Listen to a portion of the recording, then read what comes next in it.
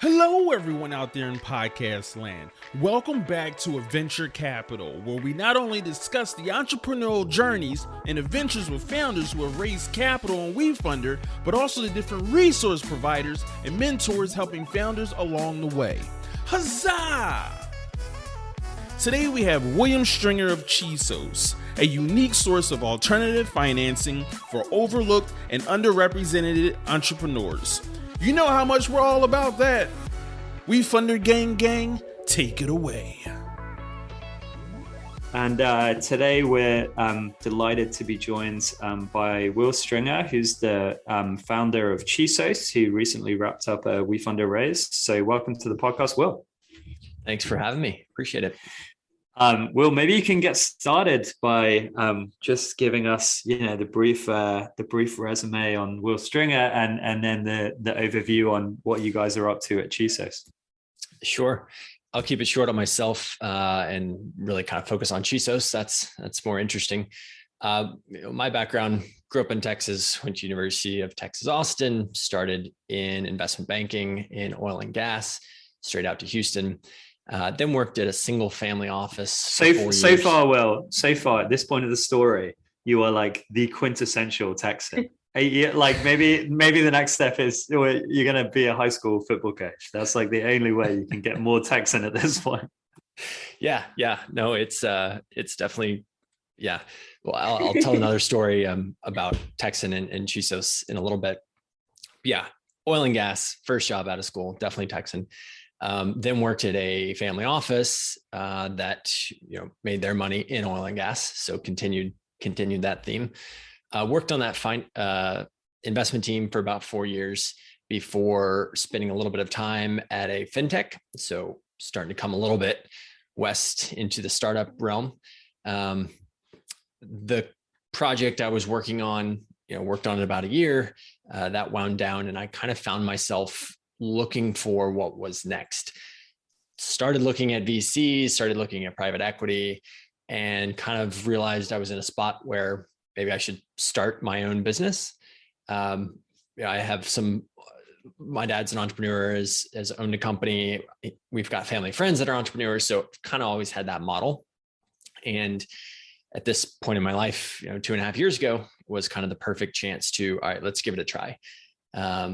Didn't have a ton of responsibilities and wanted to give it a try. So that was kind of where the opportunity came from, and kind of moving into Chisos and the idea. Chisos really came out of me trying to figure out what business I was going to start. So knew I wanted to start a business, wanted to figure out how do I get a little bit of capital, for myself to start that business. Pay some legal bills, start to put some dollars behind testing ideas. Obviously it's hard to raise capital if you don't have a fully formed idea. And so that's where my idea for Chisos came from. It was, why couldn't someone invest in me personally, get some money on my balance sheet to work on this business, and I can pay them out over time, and we can structure it as a profitable investment. So the instrument really that clicked for me and made that possible was this income share agreement. At that point in time, there were a couple coding boot camps in the news. And so this idea of, hey, income share agreement for entrepreneurs makes perfect sense. People can use their kind of previous successes or future earning potential really as collateral to raise some money and to start working on an idea. So we iterated quite a bit on that, and worked with a lot of lawyers and accountants and all those fun people, and created the convertible income share agreement that allows us to invest really directly in people. And we're starting with entrepreneurs at Chisos. So, we're investing $15,000 to $50,000 really day one into individuals, starting companies. A lot in the middle we can get into, but today we've got a portfolio of about 20 investments, and we're continuing to raise our second fund, and things are moving along. Thanks for that overview. Super cool experience that kind of led you to start this. I want to dig into like the nitty gritty of, you had this idea, you settled on this as the industry, or this is the problem I want to solve. How did you then find and build like the first cohort and basically test this product and see if it would work? Mm-hmm. It was a little bit of, I built it for myself, so I knew there was at least, one type of customer. We then did some kind of standard, startup testing, put out some feelers on different forums and say, hey, I think we were using an Airtable form at the time, like, hey, go fill out this Airtable form if you're interested in raising, 15 to 50,000. I think maybe the amounts were different at that point, but we just posted that on a bunch of forums, maybe some Slack channels, and just started to see what kind of interest was coming in, and having a bunch of conversations and just kind of iterating on, all right, what is the need here? Number of months of those conversations, we realized, hey, we're onto something. There's a need here in the market for a new type of capital, especially for entrepreneurs. So, let's continue to build this out and see if we can scale this thing up. I want to dig in on the income share agreement, the ISA. When you invest in a price round in a startup, you're investing $1 million on a 4 million pre, 5 million post for 20% of equity in the company. And then you get 20% of profit distributions, or without any more dilution at exit, you're getting 20% of the payout, right? It's kind of clear. Okay, that's the mechanics of the investment structure. Can you just kind of break it down and like what's an example of like how an income share agreement works? Like, what are the terms, etc.? Sure. So a little bit of background. These have really been used in the education space quite a bit for 5, 6, 7 years now.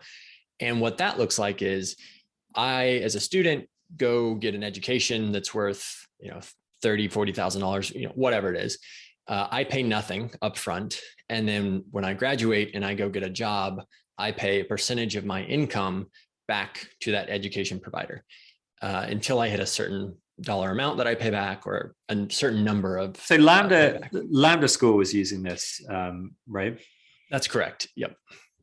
Number of coding boot camps, trade schools that are using it today. Even traditional 4-year universities are using it as well. So that's the instrument. We took that exact instrument and are using it, but instead of, hey, we'll give you an education, you pay us back, we're going to give you $40,000 and you pay us back. So that exact same concept. And then for our entrepreneurs, we add on a SAFE. So simple agreement for future equity looks, 95% the same as the standard YC SAFE. And we try and keep those as separate as we can, except for 2 kind of founder-friendly interactions that I'll get into. But essentially, it's income share agreement with the individual, SAFE with the company. So from the company's like cap table perspective, doesn't look any different than having someone else invest on a standard SAFE. Got it. And what are the payback terms on the 40K like income share agreement personal loan? Mm-hmm. So for ours, our standard terms say 10% income share. And again, that's personal income. So like W-2, 1099, K1. It's not a revenue share from the company. And only when you're making over $40,000. So if you're a startup founder and you're not paying yourself, or you're paying yourself very little, you don't make any payments during that period of time, which is And is it capped as like a multiple, or is it capped as like within a certain number of years? Yep. So it's capped. 2x is kind of the highest multiple that you'll ever pay back, or 120 months of payments, kind of whichever comes first. And then there's 2 ways to bring that repayment cap down. So if you pay 1.5x within 5 years, then the ISA is complete. And then there's another mechanism by which if you have some success with your company, you raise around at your company, essentially you de-risk your company. We're going to bring your ISA cap, repayment cap down to 1x. So that's kind of one of those features where the SAFE and the ISA actually do interact. Got it. And so Lambda I remember like some Twitter war where it was like controversial, right? That this was like how they were structuring kind of student debt, I guess. Mhm. So kind of just curious on your take on like, are there kind of, questions and concerns or kind of pushbacks that people have, and what's your kind of response to them? Yeah. So we get the question about, there's controversy on ISAs, and what our research has shown and kind of our take on it is, with the schools and the coding boot camps and, education providers that are using ISAs, a lot of times the ISA is just the structure, which provides certain types of incentives.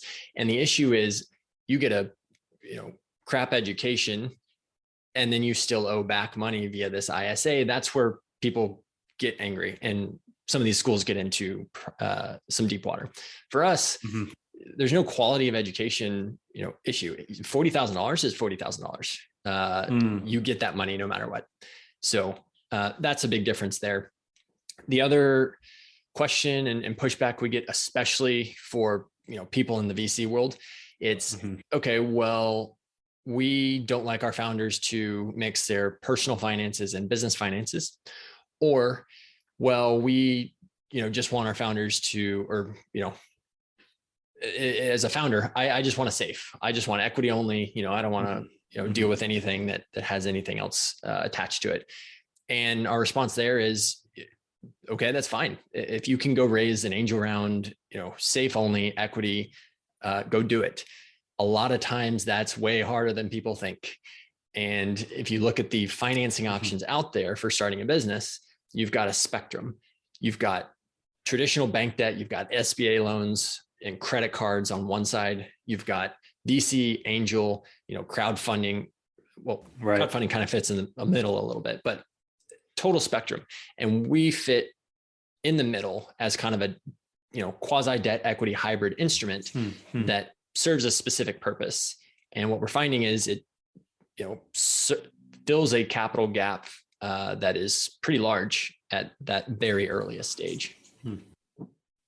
Got it. Okay. So what do you guys look for when, looking at your website, it looks super open. You're like, fill out this form, we'll get in touch, we'll talk through it. So what's kind of like the ideal founder for you guys to work with? So when we're underwriting an investment, we're looking at three main buckets of information. Two are very founder individual focused. One, we are looking at kind of credit and financial information. We want to make sure, you're in an okay position. You're not already kind of paying way too much in debt or, kind of swamped, because this income share agreement does require payback. Two is kind of psychographic and qualitative information on the founder. So we're looking at their career, their education. We're also trying to get a sense of their grit, hustle, ambition, leadership, some of those, primary entrepreneurial traits. And then lastly, we're looking at the business. So we do want to understand, hey, what business are you building? What problem are you solving? Have you thought through it? For us, it's very high level venture diligence. So we don't have to have the conviction that this is going to be a unicorn. We just want to know, hey, there's a shot here, and we're going to give you that shot and good luck and run with it. We're going to help you as much as we can. We really hope the company works out. But if you're thinking about, venture power law math and how VCs invest, it doesn't have to be a unicorn for us. We're good with smaller niche companies.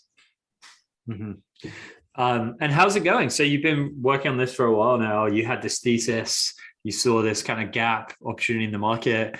How's the progress been? And how are things going? Yeah, I'd say things are going slower than I want. I'm sure most founders like every good founder. Yeah, most founders would say that. Only 27x growth last year. They've got to speed it up. Yeah. So since our product is money, essentially, we have to raise funds from investors, and then we have to deploy that capital. And so we have to build really kind of a marketplace and kind of two products. We have to build the product for the entrepreneur. That includes the money and the terms of the investment, also includes some more kind of resources and support. But then we also have to build a product for investors, because we need investors' capital to make investments into the founders. And so with anything that's kind of new and novel, there's a lot of education that goes into it and a lot of repetition. And so we've just been spinning the cycles, educating investors, kind of bringing in small checks, angel checks into our fund. We had raised a fund one earlier, well, I guess 1 year ago, January of 2021, and deployed that in about 6 months. And we're now raising our fund two, just had a first close. It's a 506c fund, so general solicitation, all that good stuff.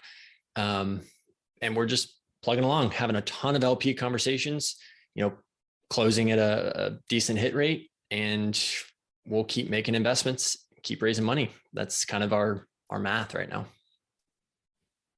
Nice. Okay. So I want to get in a little bit to how WeFunder fits into that journey. You guys raised just over $500,000 from around 453 investors. How did that experience compare to your traditional LP fundraising?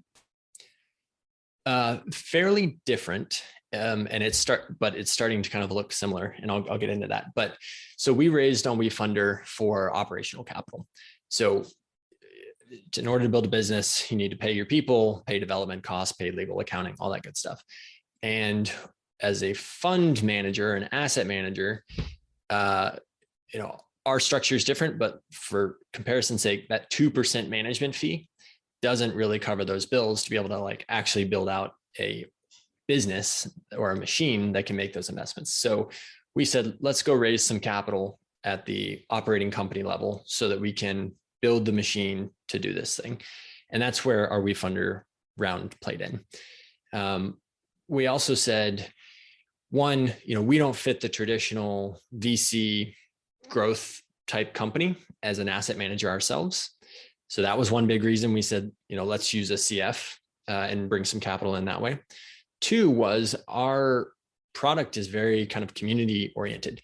So the more people that are bought into what we're doing, they can help our founders that we invest in, either introductions or upstream investments. It's just there's a network effect around kind of bringing in more people to our ecosystem, and that was another big reason we went with the CF to say, hey, let's bring in a bunch of people that will be financially invested in our company, and they'll help us out as we grow. I love that, man. Have you seen any examples of that where, you've kind of put out an ask to your, I think 453 WeFunder investors to say, hey, can you help this founder in this way? Or is it kind of too early for that at this stage? No, we've seen it multiple times. And I love when things work out how I think they will. We have a monthly newsletter that's kind of, semi-internal that we send out. Includes all the investors. We've said, hey, we have a portfolio company that's looking to raise this position, and got back, 2 or 3 suggestions. I'm pretty sure that portfolio company ended up making one of those hires. So that was one. We've had LP introductions as we're raising our funds. We tell everybody, hey, can you make some LP introductions for us? We've had LP introductions come through. When it comes to spreading the word, whether it's for Chisos or for portfolio companies, when we ask people, hey, can you go interact on LinkedIn or Twitter or whatever it is, we have people that'll go interact. So awesome. It's been great, really, to have 400 plus people that I'd say more than half of them I didn't know before. They're kind of betting on Chisos to win, and they're willing to provide help in any way they can. That's awesome. Where did you find these investors? I mean, presumably around half came from WeFunder, which is what we typically see on average, but the other ones, what was your fundraising strategy like? Yeah, kind of threw the kitchen sink at it. We got a lot of good tips from y'all at WeFunder. Shout out to Justin. He was awesome. We also worked with a marketing agency that helped us with some paid ads, but I'd say we did a little bit of paid ads. We did a lot of our own organic social media, putting out blogs and different types of posts. We tried to get on some different newsletters. Some different financial publishers picked us up, did some podcasts, really just tried to get the word out in every way we could, and then repeat the message as often as we could to drive traffic. Just like any other business, you build your sales funnel, you get people on the top and you try and funnel them down to actually click invest at the end. Any tactics that you tried that didn't work that you would say? I mean, obviously every WeFunder community round is different, right? Like, think different tactics are going to work for different founders. But in your case, anything that you're like, we probably shouldn't have wasted our time on that?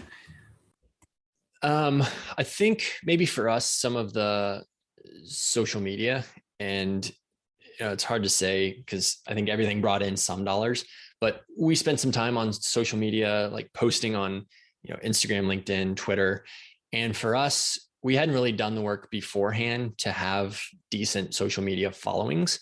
Right. And so we were kind of shouting to the void in a lot of cases, and, didn't bring in a ton of dollars that way. I know there's other founders, we did that because we'd seen other founders that had already put in the work and already had really big followings, right.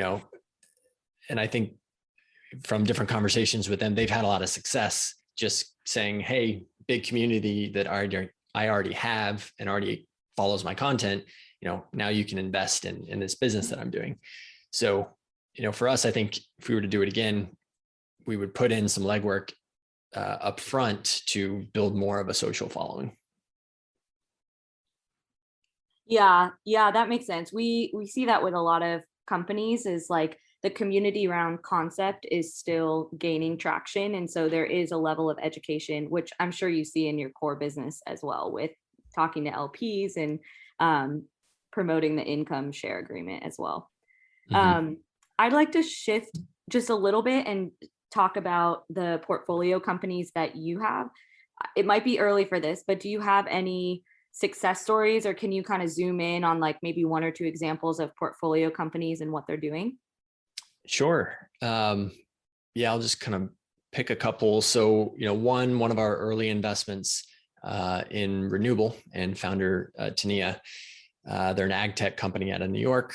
They've got a fertilizer product. For us, the timing was kind of right as COVID was hitting, where we could provide some capital, kind of act as a little bit of a bridge.